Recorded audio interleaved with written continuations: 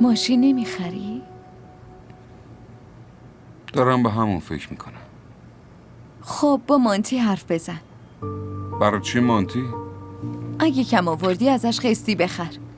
خودش که گفت. نمیخوام ریختشو ببینم. یادت نیست چطوری به مشت زده بود؟ هرچی شد تقصیر خودت بود. سر این موضوع کوچیک آبرو ریزی کردی. فکر نکردی تو این مسائل اسم من به میاد؟ آره به این فکر نکرده بودم. هی زنده داشت میکرد.